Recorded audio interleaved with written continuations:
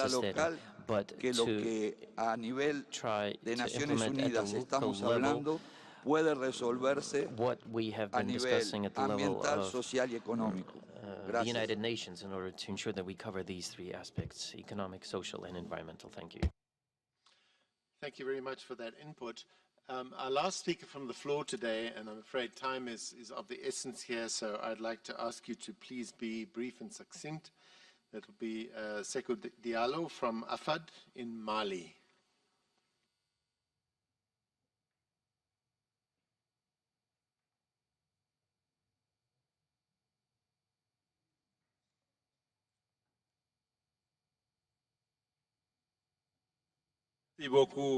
Monsieur le Président. Thank you very much. Tout Mr. d'abord, je Chairman. suis très honoré First of d'avoir all, I'd la like to parole say that pour I'm extremely m'exprimer honored au nom to be able to take the floor des acteurs de to la société civile. speak on behalf Mes of civil remerciements society à actors. l'UNCD I'd like d'abord to pour toute la considération thank et le soutien accordé à la société civile. the Et CCD mes for providing all of this chaleureuses et support sincères to civil society, and félicitations aux to warmly panélistes pour leur communication de congratulate qualité. the panelists Je rejoins on Patrice their pour dire excellent que presentation. c'est I'd like dommage to que join Patrice in nos saying that it partis is ne soient pas suffisamment là pour really écouter la société regrettable civile. that C'est state vraiment quelque parties chose are que nous not devons here déplorer present in the room et to trouver accompany une civil solution society. pour les prochaines This is COP. indeed unfortunate. We Néanmoins, have to find je a salue solution for la the next meetings of participation the des COP, autres but I'd acteurs like qui to sont là. praise the participation Soyez-en of remerciés. other actors here and thank them Je for being here voudrais with us. aussi lancer un appel à nos Here, I'd like gouvernements to pour launch an ce appeal, and I'm ce qu'on a addressing entendu our ici. governments. Il faut vraiment qu'ils What we s'inspirent des bonnes heard pratiques. here today Savoir does que la requires désertification a focus n'est on pas best une practice. fatalité et que nous ne We devons have pas to remember baisser les bras that desertification et is qu'il est possible not d'instaurer something un that avenir we meilleur dans un cannot monde neutre overcome, en and we matière should de continue dégradation to des terres. work and work Pour nous, towards a il faut juste neutral world une in terms of volonté land politique degradation. et We l'appliquer. believe what is necessary Nos is instituts de political recherche will, and to ont apply des this résultats political will. probants qu'il faut appliquer.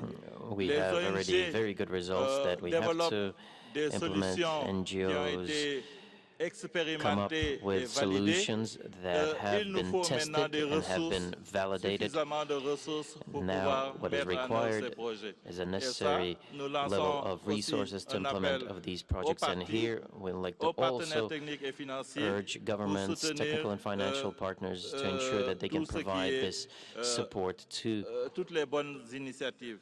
all of those Nous who are déplorons, coming up with these good initiatives and en support these parlant de good volonté initiatives. politique, And when we talk about political souvent on will, voit very nos often gouvernements subventionner we pour l'engrais, par exemple, beaucoup de see milliards. governments provide Est-ce qu'on ne s'est subsidies, for posé des example, to questions fertilizers, pour quel intérêt, spending pour quel billions. résultat et pour But quel have we asked the impact? question, what was the impact of pour all nous, that? What was il the faut qu'on interest? change I think positivement de from our comportement. point of view, we have to change in a positive way the overall approach, the Nous behavior. disons aussi que And what we're saying as well la is réaction peut être, comme l'a dit tout le monde ici, on the peut reaction penser could be, globalement, as mais là, il has faut been qu'on already said agisse here, localement.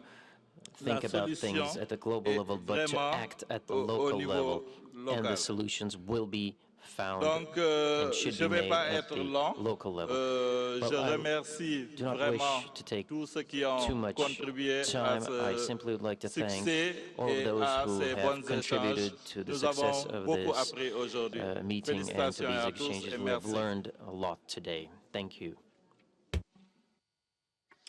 Thank you very much indeed. At this point, I'd like to commend the patience and persistence of our colleague from Guinea, who has been waiting to take the floor, and I would like to reverse my previous decision to cut the debate from the floor and invite our esteemed colleague from Guinea to address the plenary.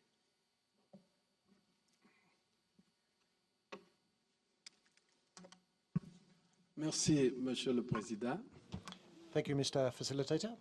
Permettez-moi avant tout If I may, first and foremost, de remercier I would les like to panélistes thank the panelists of this afternoon qui ont présenté les expériences menées dans différentes régions They du monde told us about their en experiences in their matière regions of the de world gestion durable des terres. as far as land management is concerned, Parlant sustainable land de management la is concerned. neutralité en Now, on matière this de issue of dégradation des terres, LDM, land degradation neutrality, je voudrais signifier que I would nous sommes like confrontés to say that we come à up plusieurs against défis. several challenges. Et là, on peut se poser la question de savoir s'il est réellement And we might possible ask ourselves d'établir whether un we équilibre really can achieve entre a la balance dégradation between degradation on the one et la hand restauration. and reclamation Quand on sait que la on the other. population mondiale Given ne cesse d'augmenter, that global population is increasing selon in les number experts, and that according to experts, cette population pourrait atteindre à this l'horizon population 2050 in 2050 près de might 9 milliards de achieve, personnes. might reach the figure of 9 Quand on sait billion. aussi que les ressources en terre sont limitées And we know that et qu'il est beaucoup land plus resources facile are limited and that de it is dégrader much easier que de to restaurer. degrade than it is to Euh, reclaim. Face à ces défis, In the light of on ne this, peut que remercier, we can only be féliciter thankful for and les commend, organisations de la société civile thankful to and commend qui sont à the l'écoute des civil society populations organizations who rurales have listened to our et rural populations. qui sont disposés, qui sont à leur And écoute these civil et society disposés à les organizations appuyer are ready à l'échelle to locale support them pour locally, having diffuser listened to them. les bonnes pratiques And they are de ready gestion to durable des terres. disseminate good practices Et in en terms Guinée, of nous travaillons sustainable avec les ONG. land management. In Guinea, we have been working with Et NGOs.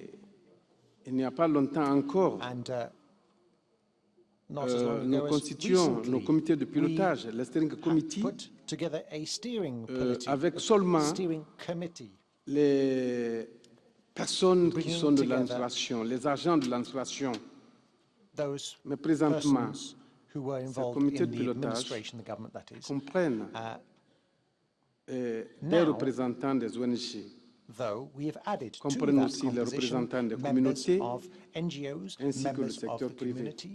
communities C'est une and members avancée of majeure. the private sector. Cela parce que nous savons que la So, lutte we've involved these contre la faim additional et la stakeholders réduction de la because we know pauvreté that our fight against hunger and our passe de fight manière against incontournable poverty has to par la go gestion durable des terres. hand in hand with the sustainable management of enfin, land. Je voudrais Finally, terminer saluant le prix Équateur I would like to conclude qui by encourage paying tribute effectivement to les efforts the des ONG Equator Prize pour les amener à and the work continuer it has à done s'investir to davantage enjoin the NGOs to get dans further la involved, restauration further des terres. committed to this Je vous whole remercie. process of land reclamation. Thank you. Thank you very much indeed. And thanks everyone for your amazing contributions this afternoon. I have a request from one of our panelists to respond to some of what's been contributed from the floor. So with that, I'd like to invite Patrice Berger to take the floor. Merci beaucoup. Oui, ça fait plaisir de Thank you very savoir much. que le Indeed, travail des it's ONG good est to hear that reconnu the parce que NGOs' les work ONG is sont being souvent acknowledged because NGOs very effectivement dans le often siège des conducteurs. are in the driving seat, in fact. Oui, il faut de la Indeed, coopération we entre need acteurs et cooperation secteurs, between même si c'est stakeholders. compliqué et long, c'est Even la if clé du this succès. coordination is long and complicated, Oui, it must il faut happen. It's the lutter key de to manière success. adaptée. Yes, indeed, Il n'y a we pas de need recette. to Il adapt n'y a que ourselves. des We need to- contextes need to, locaux qu'il faut adapt avoir our le courage de struggle. regarder en face. And it is only through the local Oui, nous situations savons que that des we'll be able to do expériences that. comme Yes, celle we en know Égypte that, où de l'agriculture experiences organique such a as été the menée Egyptian one, a permis à where, la fois d'améliorer des sols et de créer des environmental productions à haute farming valeur has made ajoutée possible qui ont to rémunéré les gens. create added value yield that has really Oui, brought je dividends for dirais people. 2 fois, 3 Yes. fois, 4 fois oui. 2, 3, Il 4 faut de la times, coopération yes, we need internationale. international On ne cooperation peut plus also. We se can no passer longer de do la without. On ne peut plus se passer can de la no longer solidarité internationale. Et c'est ignore entre autres le international rôle des solidarity. ONG du And Nord, that is, souvent à what proximité de leur gouvernement. Northern C'est ce que nous Hemisphere essayons de NGOs faire need passer to comme do message in hand with their en governments. dehors This du is fait often que nous the sommes message aussi we sur try le to terrain. convey, Mais c'est in addition to un the rôle fact que that nous we avons encore. are in the field. This is Oui, the work il we faut must do. instaurer une Yes, culture de indeed. l'épargne. Mais pour instaurer une culture We de need to, l'épargne, il faut qu'il y ait create un revenu a productif. culture of, Les cost agriculteurs du saving, monde, but we need to be notamment, productive, increase our et yields. d'autres personnes qui travaillent dans le Farmers of milieu the rural world ont and besoin de also gagner leur vie. other C'est comme ça workers qu'ils of the constitueront rural une areas épargne. need to Et c'est gain, comme ça que la stabilité to, arrivera. earn a respectable income. Non, ce n'est pas vrai qu'il At the manque same du time. financement. les banques du monde, ça s'est chiffré, paraît-il, en 1000 milliards de milliards pour sauver les banques. Alors, pour sauver les banques, on peut trouver l'argent, et pour sauver la Terre, on ne le pourrait pas. Mais qui va croire ça? And anybody who deny that would oui, be laughed out of the room. Il y a 70% de la nourriture du monde qui est produite par les petits agriculteurs. C'est eux qu'il faut appuyer. Ce n'est pas la grosse industrie agricole qui nourrit le monde. Elle ne produit, d'après les statistiques, que 30% de la nourriture du monde. Et enfin, je dirais, ce n'est pas parce que nous ne savons pas tout sur la dégradation des terres que cela doit nous empêcher d'agir. Il faut agir tout de suite. Avec ce que nous savons, tout en essayant d'augmenter notre connaissance et la façon de mesurer les choses. Je vous remercie. Thank you very much.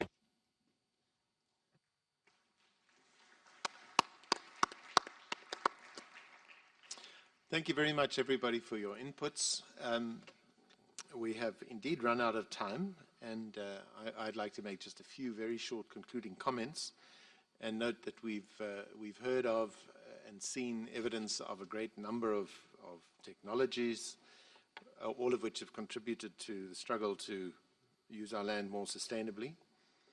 But clearly also from what you've all had to say, we need to keep in mind that none of these technologies will be sustained without the engagement and the support of local land-using communities. They're at the heart of sustainable land use, and I'm a South African. We have experience in my country of what happens when people who live on the land are turned into workers through proletarianization as a result of vested interests wanting to serve the industrial sectors, the extractive industries. And the reality is that communities that lose the contact with the land lose their essential connection. Agriculture is essentially a cultural thing, and I think we heard today the importance of the spiritual connection with the land. So let us keep in mind that the land-using communities are the ones whose capacities, most importantly, need to be sustained and enhanced. It's clear that we need to improve our metrics, we need to improve our science.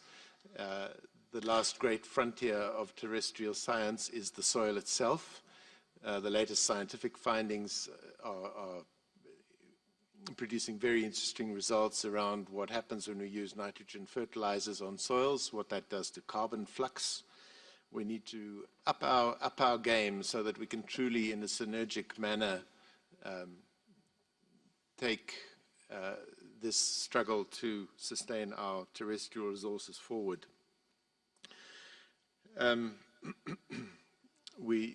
I think we're up to the challenge. I think there's a great energy in this room to shift those paradigms. And let us keep in mind what this convention was built upon, the simple logic that our keynote speaker this afternoon reminded us of. First, conserve. Only then put your energies into mitigation. Restoration comes further down the line. It's expensive. It can absorb a lot of resources, and only as a very last resort to offsetting, which I guess we will have to do to an extent to achieve LDN. With those thoughts, I'd like to thank you once again and hand hand back to my colleague, the chair, for the concluding comments on the session. Thank you. Thank you, Mr. Atal. I also thank our speakers today and all delegation for actively participating in this important dialogue. The speakers provided great contributions to open dialogue sessions. The works are presented by the participation critical in terms of the combating desertification and also raising awareness for the land degradation neutrality. Colleague, we have know that the land degradation is a complex process and the need multilateral approach like social, economical, and ecological. Land degradation neutrality can only be achieved through an inclusive process that engages with all the stakeholders. that impact or depend upon land, clearly that civil society are definitely part of the decision for the solution. And I would like to thank once again for everyone. And distinguished delegates, we have now come to end of the open dialogue on the inclusion of the activity of civil society organization with the official program of the work of the Conference of the Parties. The next meeting of the Conference of the Parties will take place tomorrow, Friday, 16 October, in this room, 3 p.m. The conference will consider the preliminary report of the Committee of the Whole. The meeting is adjourned now.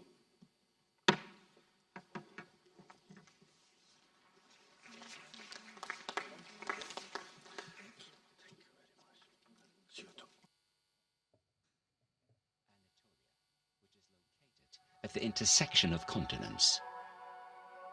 Anatolia is where irrigation projects, dams, and waterways were first developed and built in history.